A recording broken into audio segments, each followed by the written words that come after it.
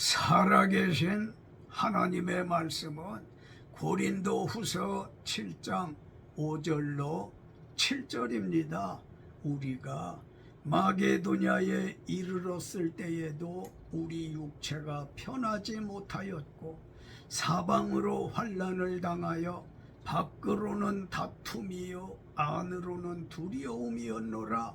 그러나 낙심한 자들을 위로하시는 하나님이 디도가 오므로 우리를 위로하셨으니 그가 온 것뿐 아니요 오직 그가 너희에게서 받은 그 위로로 위로하고 너희의 사모함과 애통함과 나를 위하여 열심 있는 것을 우리에게 보고함으로 나를 더욱 기쁘게 하였느니라.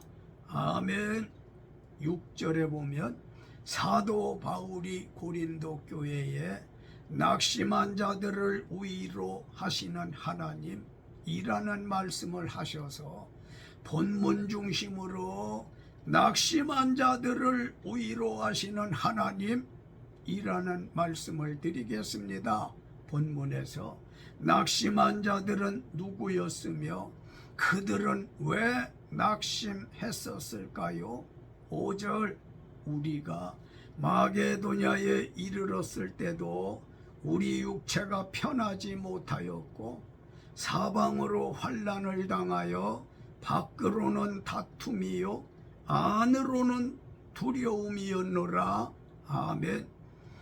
본문에서 낙심했던 자들은 바울과 함께 전도하던 전도자들이었는데 왜 낙심했나요?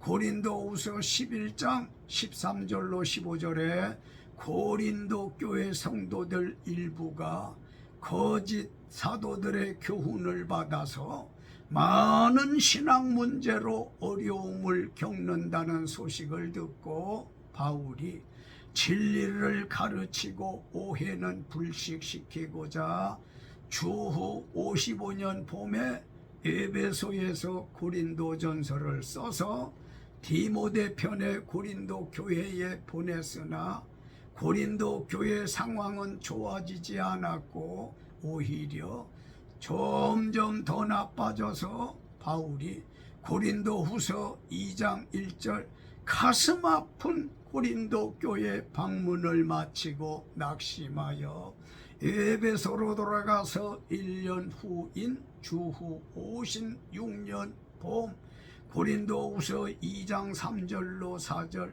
눈물로 준엄한 편지를 써 디도 편에 보내고 디도가 속히 돌아오길 드로아에서 기다렸지만 고린도후서 2장 13절 디도를 만나지 못해 낙심을 더한 채 마게도냐로 가서 전도할 때 바울과 일행들은 고린도 교회 소식을 듣지 못한 상태에서 사방으로 환난을 당하여 밖으로는 다툼이요 안으로는 두려움이었기에 육체가 편하지 못하였다고 했어요.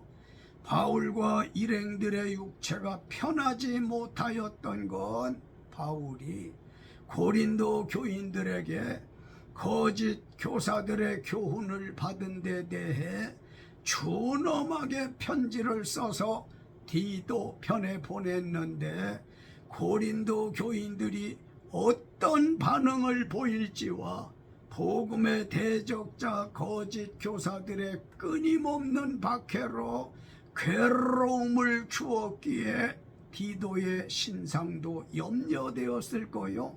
우리도 전도할 때나 삶의 열악한 환경에 처하면 마음속 여러 갈등으로 인하여 기쁨을 잊어버릴 때가 있으나 잘 견뎌내시면 승화될 겁니다. 하나님은 낙심한 바울과 함께했던 전도자들을 어떻게 위로하셨나요?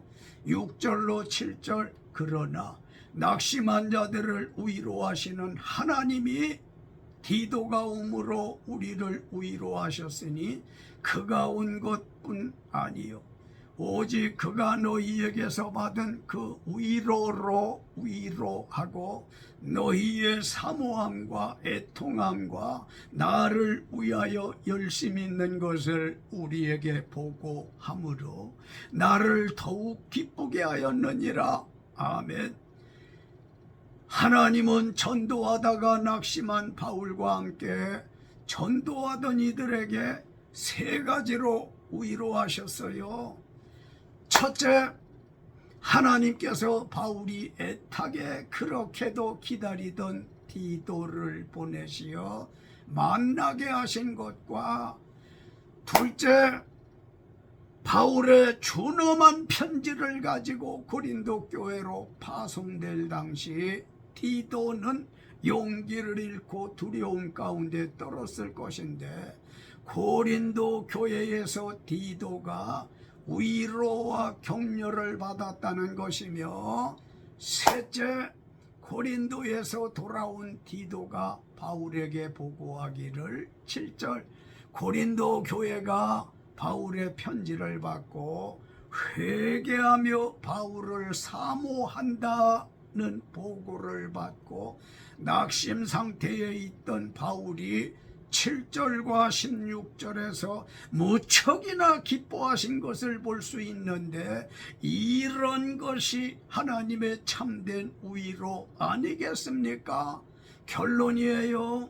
다니엘서 12장 1절로 3절, 다니엘 선지자는 말세 지말에 환난이 있을 건데 지혜 있는 자는 많은 사람을 옳은 대로 돌아오게 전도하실 것이고, 그렇게 하시는 이는 별과 같이 영원토록 빛나리라.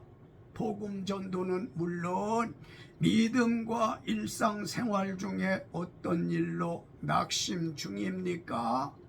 특별히 예수님 믿다가 이유 불문하고 시험 들어 낙심 중에 계신 분은 집 가까운 곳에 건전한 교회에 나가시어 등록하고 출석하시면 하나님 위로를 받으시며 사실 것입니다.